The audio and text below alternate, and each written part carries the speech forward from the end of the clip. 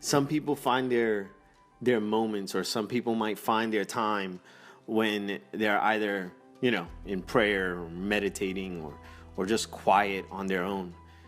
But then for me, it usually happens when I'm working out in the gym, right? And I'll be connected and I'm having my earphones on and I'm listening to something, most of the time something motivational, something that's gonna be uplifting for me. And I remember that it was just when my divorce had happened. It was a little bit maybe a few days after, when Christmas came.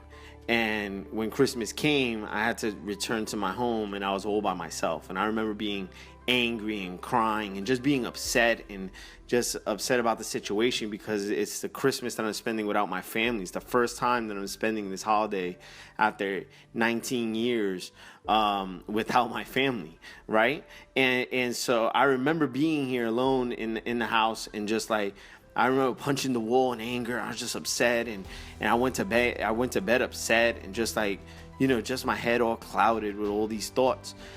And maybe 2 days later, I went ahead and I went to the gym. It was a 24-hour gym. I just keyed in, and I was able to go in by myself.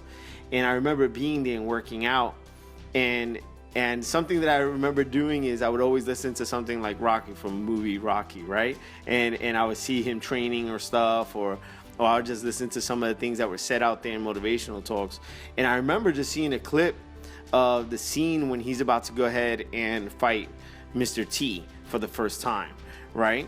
And they're there, they get into a little scuffle outside before they even go into the fight. And his trainer, Mickey, he ends up having a small, heart attack, or he's having a stroke. He's having the effects of it anyways in that part. And they're inside the locker room, and Rocky says, "Call off the fight. I'm not fighting like this."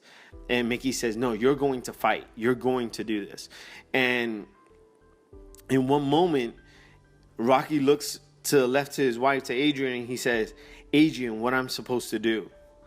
And Mickey literally turns around and says, "What the hell are you talking about? After all these years that I've been with you, how can you say you don't know what to do? Right? I've been with you all these years. You're going to go out there, you're going to fight, and you're going to win." Yo, I literally started tearing up in the gym. I put down the weights. I'm trying to get out as fast as possible. I'm already walking towards my car, and the tears are coming down, and I just sit in my car. And all I can hear God say to me, he says, "Josen, I'm saying the same thing to you." It was like God was telling me, "Josen, I kept you in your mother's womb. When the doctor said that the best option for her was an abortion, and the night before of her abortion appointment, she had a terrible dream, and that dream caused her not to go ahead with the abortion, I kept you there. The times that you had thought about taking your own life as a teenager, I kept you there. The times that you were going to go ahead and do things that would have affected your entire life, I kept you there. What do you mean you won't make it through this either? If I've kept you through all these things, what makes you think? I've had abundance, I haven't lacked. Through all this, God has kept me." He's saying, you're going to go out there, you're going to fight, and you're going to continue to win. If I'm with you, you're going to continue to win. And all I'm telling you right now, you might be going through a situation that you don't even understand. It could be a small situation where you're just like, "Oh my God, I don't even know if I'm going to get through this.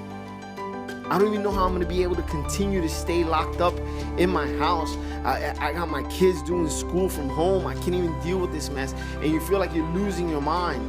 But you know what? God is saying, yo, I still got you. If you still have breath in those lungs, there is still hope. If you're still breathing today, there is still hope for you. So all I'm going to say, don't give in, don't give up, and let's go. Boom.